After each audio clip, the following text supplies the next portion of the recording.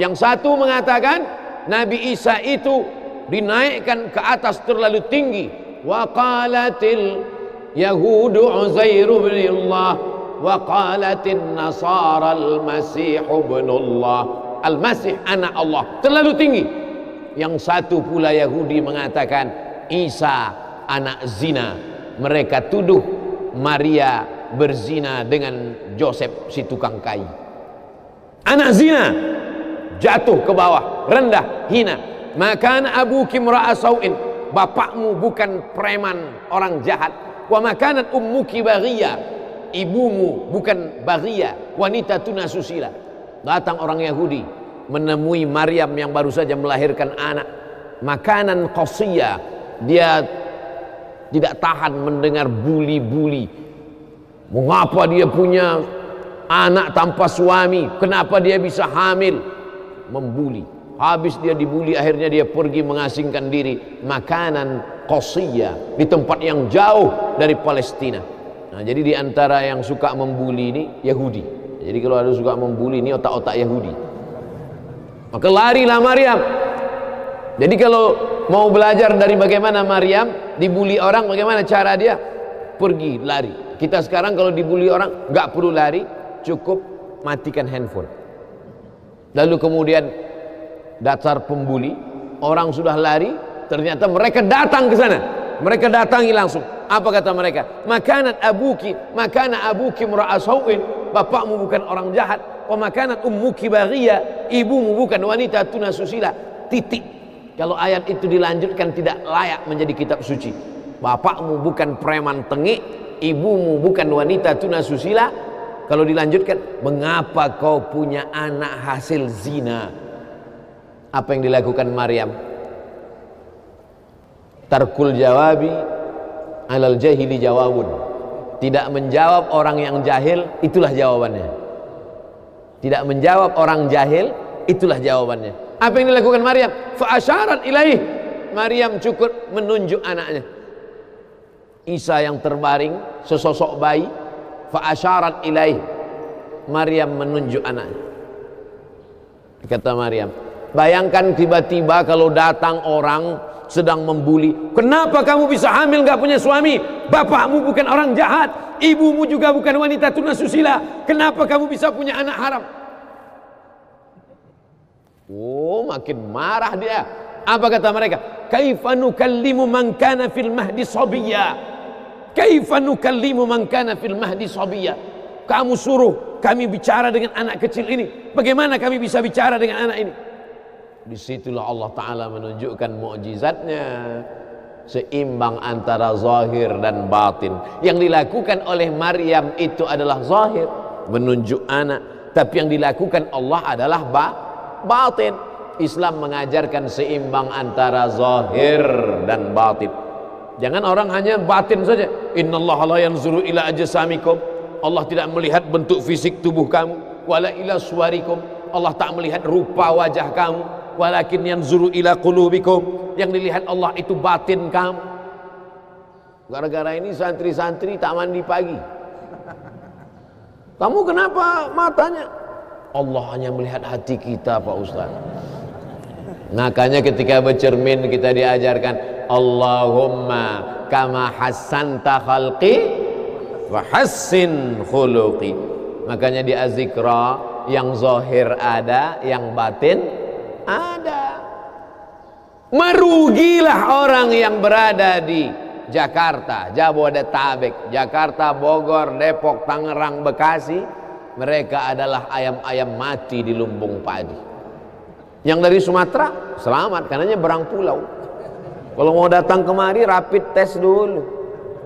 Kan sembarang. Nih, masih ada bekasnya. Saya selamat. Saya tidak termasuk ayam mati di lumbung padi karena lumbungnya jauh.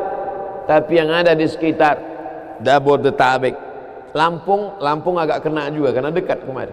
Dulu seingat saya berbis-bis datang kemari. Lalu kemudian yang lebih dekat lagi Bogor, yang lebih dekat lagi sekitar ini.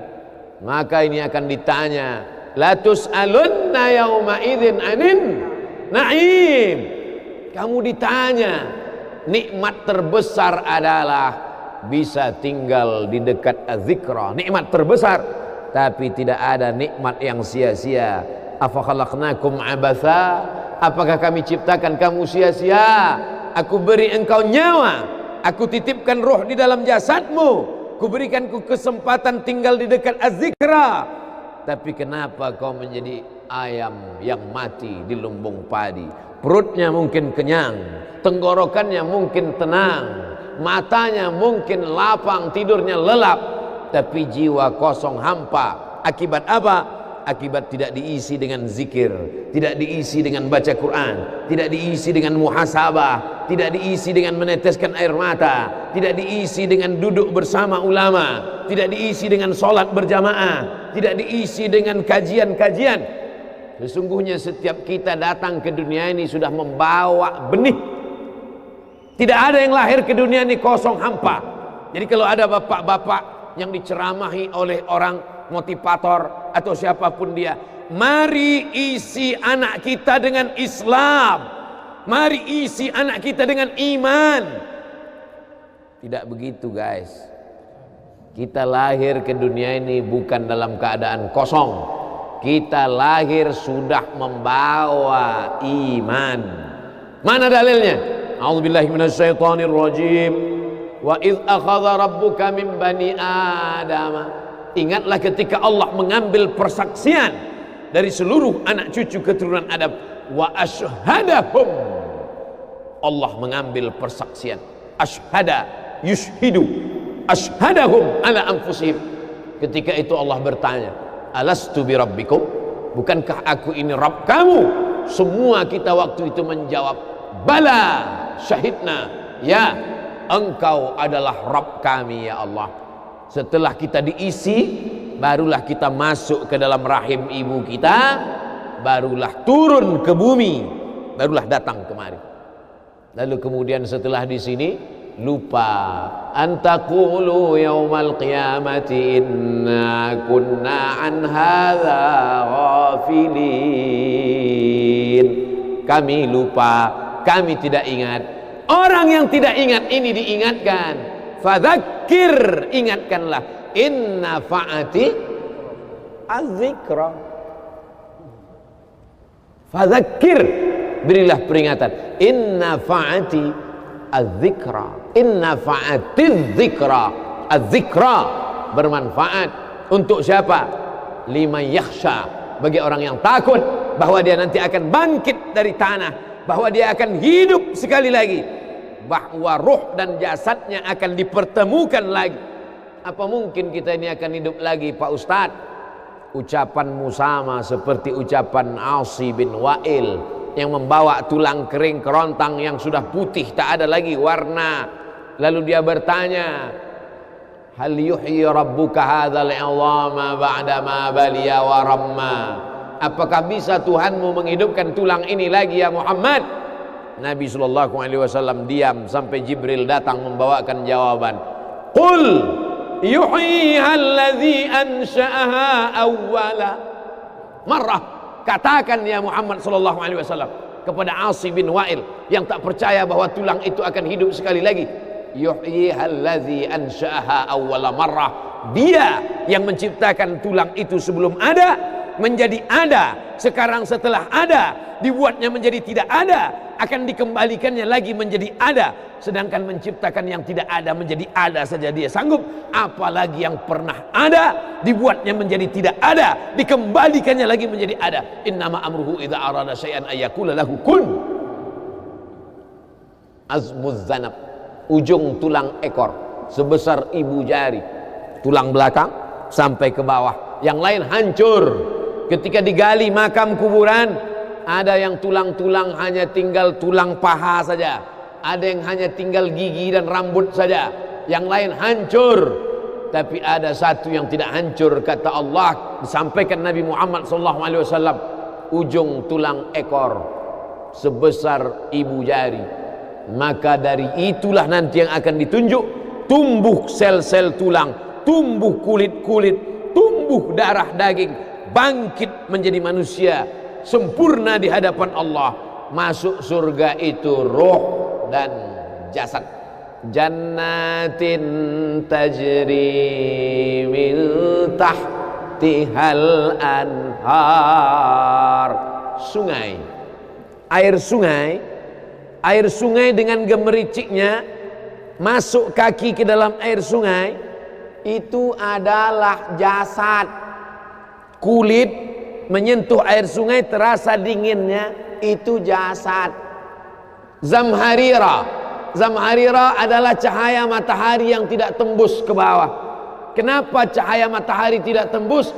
Karena ada ranting-ranting kayu yang saling terkait satu dengan lain, sehingga kalau duduk di bawah maka cahaya matahari tidak tembus ke bawah. Itu jasad.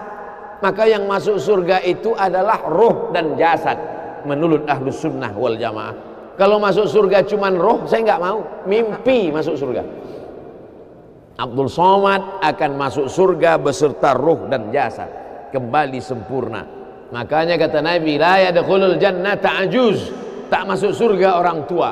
Menangis semua orang tua, sedih karena tak masuk surga. Nabi tersenyum, kata Nabi, bukan kamu tua tak masuk surga, kamu akan kembali muda usia belia 30, 31, 32, 33. Karena masuk surga itu adalah orang-orang muda, anak-anak muda yang bisa menikmati dunia.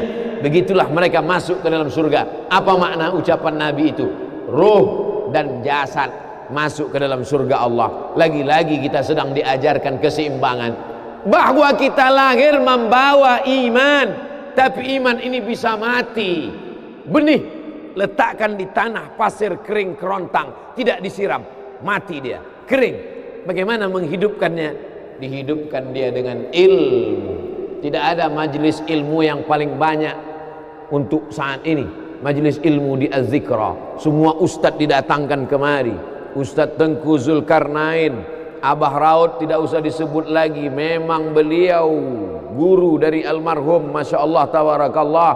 Lalu kemudian para masyaikh, Ustadz Adi Hidayat, Buya Yahya, tak dapat disebutkan satu persatu. Kiai Haji Abdullah Gimnastiar, para alim ulama, alumni Al-Azhar Mesir, alumni dari Yaman, Tarim Hadramaut, Darul Mustafa, Rubat Tarim, berdatangan kemari semua. Majelis ilmu, majelis ilmu. Lagi-lagi ayam mati di lumbung padi. Apa sebenarnya yang terselit dari peribahasa itu? Iman mati karena tidak disirami dengan ilmu. Ilmu, ilmu, ilmu.